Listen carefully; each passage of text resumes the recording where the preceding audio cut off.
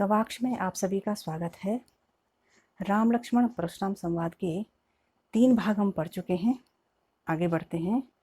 लक्ष्मण की बातें सुनकर परशुराम क्रोधित होकर विश्वामित्र को संबोधित करते हुए गंभीर वाणी में बोले, कौशिक सुनहु मंदु यहु बालको, कुटिल कालबस निज कुल घालको। कुटिल कालबस में अनुप्रास अलंकार है। कौशिक विश्वामित्र, मंद मूर्ख, कुटिल टेढ़े स्वभाव वाला या उदंड स्वभाव वाला, घाला को नष्ट करने वाला।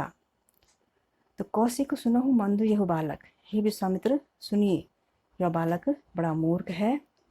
कुटिल कालबस निज कुल घालक, अपने कुटिल अर्थात उदंड स्वभाव या व्यवहार के कारण काल के बसीभूत होकर निज कुल घालक, अपने कुल को नष्ट करने वाला है। भानुवंश राकेश कलंको, निपट निरंकुश अबुध असंको। तो भानुवंश राकेश रूपक अलंकार है। सूर्यवंश रूपी चंद्रमा और निपट निरंकुश और अबुध असंको में अनुप्रास अलंकार है। तो भानुवंश सूर्यवंश, राकेश चंद्रमा, कलंको कलंक या धब्बा, निरंकुश जिस पर किसी का अंकुश न हो अर्थात मनमानी करने वाला, और अबुध अबोध या बुद्धिहीन या नासमझ, असंको निडर। तो भानुवंश राकेश कलंको, तो यह बालक सूर्यवंश रूपी चंद्र पर कलंक के समान है। निपट निरंकुश अबुध असंको, यह बिल्कुल ही अनियंत्रित, बुद्धिहीन और निडर है। काल कवल हो ही छन माही, कहूँ पुकारी खोरी मोहि नाही। काल कवल, काल कवलित होना अर्थात मर जाना, हो ही होगा, छन माही क्षण भर में, खोरी दोष। तो काल कवल हो ही क्षण माही, अभी क्षण भर में ही यह काल कवलित हो जाएगा अर्थात इसकी मृत्यु निश्चित है। कहूँ पुकारी खोरी मोहि नाही, मैं पुकार कर अर्थात जोर जोर से कह रहा हूँ, बाद में मुझे दोष मत देना। तुम हट कहूँ जो चाहो तो उबारा, कहे प्रताप बल रोष हमारा। हट कहूँ रोको या मना करो, उबारा उद्धार, रोष क्रोध। तो तुम हट कहो जो चाहो तो उबारा। यदि आप लक्ष्मण का उद्धार करना चाहते हैं अर्थात इसे मृत्यु से बचाना चाहते हैं तो इसे रोको। कही प्रताप बल रोष हमारा, मेरे प्रताप बल और क्रोध के बारे में बताकर इसे चुप कराओ। लखन कहो मुनि सुयस तुम्हारा, तुम्हें अछत को बरने पारा। तो सुजसु सुयस अछत आपके होते हुए या आपसे अच्छा, को कौन, बरने पारा वर्णन करने में असमर्थ। तो लखन कहो मुनि सुजसु तुम्हारा, लक्ष्मण ने कहा, हे मुनिवर आपके सुयस का वर्णन तुम्हें अछत को बरने पारा, आपके होते हुए या आपसे अच्छा कौन कर सकता है। अपने मुँह तुम आपन करनी, बार अनेक भांति बहुबरनी। अपन करनी अपने किए गए कार्य, भांति प्रकार और बरनी वर्णन। तो अपने मुँह तुम आपन करनी, आपने अपने मुँह से अपने किए गए कार्यों का वर्णन अनेक बार, भांति बहुभरनी अनेक बार बहुत प्रकार से वर्णित कर दिया है। नई संतोष तो पुण्य कुछ कहूँ, जनरी से रो कि तुसह दुख सहूँ।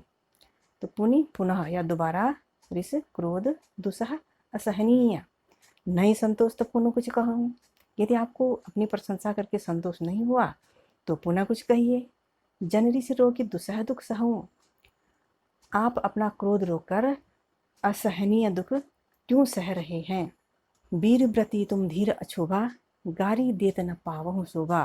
वीर व्रती वीरता का व्रत लेने वाले, धीर धैर्यशाली, अछोभा क्षोभ रहित अर्थात दुख रहित, और शोभा सुशोभित होना। वीर व्रती तुम धीर अछोभा, आप वीर हैं, धैर्यशाली हैं और अछोभा शोक रहित हैं। गाली देत न पावहु शोभा, अतः गाली देना आपको शोभा नहीं देता। सूर समर करनी करहीं, कहीं न जनावही आप। सूर सूरवीर, समर युद्ध, कहीं न जनावही कहकर प्रकट नहीं करते आप स्वयं को। तो सूर समर करनी कहीं, सूरवीर तो युद्ध भूमि में अपनी वीरता का प्रदर्शन करते हैं। कहीं न जनावही आप, अपनी वीरता का बखान नहीं करते अर्थात अपनी वीरता का वर्णन करके अपनी पहचान नहीं बताते। विद्यमान जन पाई रिपु, कायर कथई प्रताप, तो विद्यमान उपस्थित रण युद्धभूमि रिपु शत्रु, और कायर होता है डरने वाला। विद्यमान रण पाए रिपु, शत्रु को युद्धभूमि में सामने देखकर कायर कथई प्रताप, कायर ही अपनी वीरता का वर्णन करता है। अब इसका काव्य सौंदर्य, पहला होगा भाव सौंदर्य, और इसमें पहला बिंदु परशुराम द्वारा लक्ष्मण को अनेक उपमाएं दी गई हैं। दूसरा हो जाएगा लक्ष्मण की निर्भीकता और वाक्पटुता दर्शनीय है। तीसरा, लक्ष्मण द्वारा नीति का संदेश दिया गया है। और दूसरा भाग है शिल्प सौंदर्य, तो यहाँ रूपक और अनुप्रास अलंकार है। और शेष काव्य सौंदर्य भाग 1 में दिया गया है। अब इस काव्यांश पर आधारित प्रश्न होंगे। पहला प्रश्न, परशुराम ने किन किन शब्दों से लक्ष्मण को अपमानित किया? इसका उत्तर हो जाएगा, परशुराम ने लक्ष्मण को कुबुद्धि, कुटिल, कुलघातक, सूर्यवंश रूपी चंद्र का कलंक, दंड, मूर्ख आदि कहकर अपमानित किया। दूसरा प्रश्न हो जाएगा, सूरवीर की क्या पहचान बताई गई है? उसका उत्तर कि सूरवीर युद्ध में अपनी वीरता दिखाते हैं। वे अपनी वीरता का वर्णन करके अपना परिचय नहीं देते। शत्रु को सामने देखकर जो अपनी वीरता का बखान करता है वह कायर होता है। तीसरा प्रश्न, कौशिक किसे कहा गया है?